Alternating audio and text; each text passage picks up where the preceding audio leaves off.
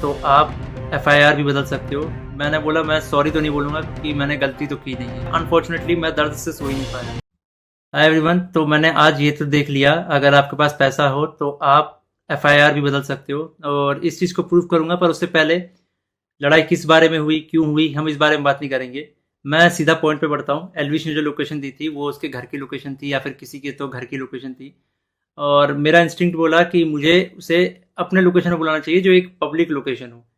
अब मेरे को यही था भाई कि जो भी गलत फहमी है डिबेट से सॉल्व करो। अगर आपको लगता है आप सही हो तो आप डिबेट करो। मैं सॉरी तो नहीं मैं सही हूँ, मैंने गलत डिबेट करूंगा। तो कुल मिला के शब्दों से ही जीतना था इस चीज को, और मैंने पूरी तैयारी की थी। मैंने वहाँ पे सोफा वोफा सब लगाया था कि जब एलविश भाई आएंगे तो वहाँ बगल में बैठेंगे, ये वो फलान ठिकाना। लेकिन जैसे ही वो आए, एक तो अटैक करना शुरू कर दिया, ऊपर से बहुत सारे बंदों के साथ आए। ऊपर से ये भी नहीं था कि वन ऑन वन फाइट हो, उसके साथ उसके कुछ बंदे थे वो भी मदद कर रहे थे उसकी। इस तरीके से मदद कर रहे थे कि मैं कुछ कर ही नहीं पा रहा था क्योंकि मेरे को 2-3 लोगों ने पकड़ लिया था अगल बगल। अनफॉर्चुनेटली मैं दर्द से सोई। जब लड़ाई हुई, लड़ाई के बीच में ही एलविश ने मेरे को लगभग ये अपने घुटनों से नाक पे मारा, कई बार हाथों से मेरे सिर्फ मुंह पे मारा। और जब मारा उसके बाद उसने बगल से एक फोन भी उठाया जो दूसरे एंगल पे रिकॉर्डेड है, और फोन से मेरे स्पाइन पे मारा। और आप सभी को पता है अगर स्पाइन पे गलती से भी स्पाइन टूटता है तो आप जिंदगी भर के लिए लावारिस हो सकते हो, अपाहिज हो सकते हो। तो उसके बावजूद उसने मारा मारा, और उसके बाद उसने क्या किया, जान से मारने की धमकी भी दे दी। अब जान से मारने की धमकी एक दो बार नहीं दी, मल्टीपल टाइम्स दी। कम से कम जितना मुझे पता है 3 बार तो दी ही थी उसने धमकी जान से मारने की, और ऑफ कैमरा भी उसने कई बार जान से मारने की धमकी दी। अब ये सब होने के बाद जब लड़ाई वड़ाई खत्म हो गई तो उसके बाद वो वापस जा रहे थे, तो वो जो बंदे लाया था उनमें से कुछ बंदे मेरे को, मतलब होता है ना एक प्यार से धमकाने वाला सीन कि भाई सॉरी बोल दे, क्यों ले रहा है पंगे, ये वो। भाई मैं तो अपने चीज़ों पे अटल था। मैंने बोला मैं सॉरी तो नहीं बोलूँगा क्योंकि मैंने गलती तो की नहीं है।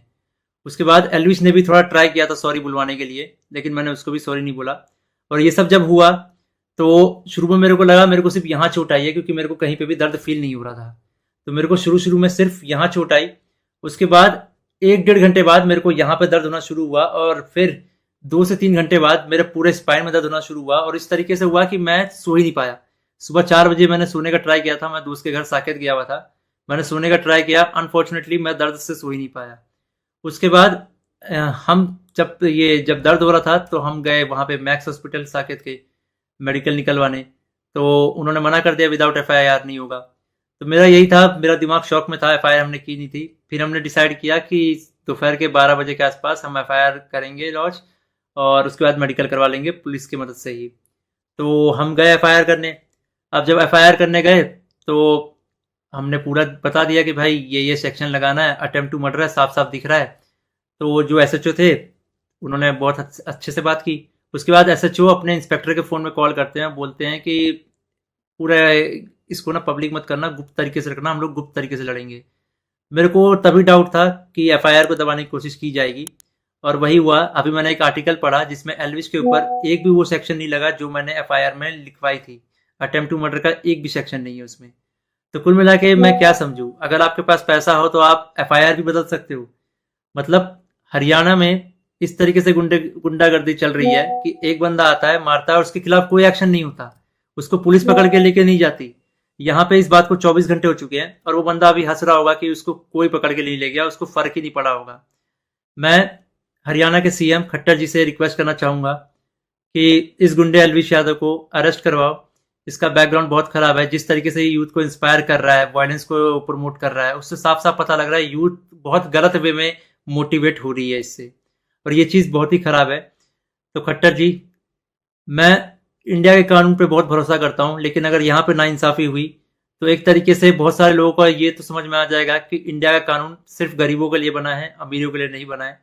तो मैं नहीं चाहता कि ये कानून भी, ये एफआईआर भी दब जाए, और साफ साफ पता लग रहा है दबाने की कोशिश की जा रही है इस एफआईआर को।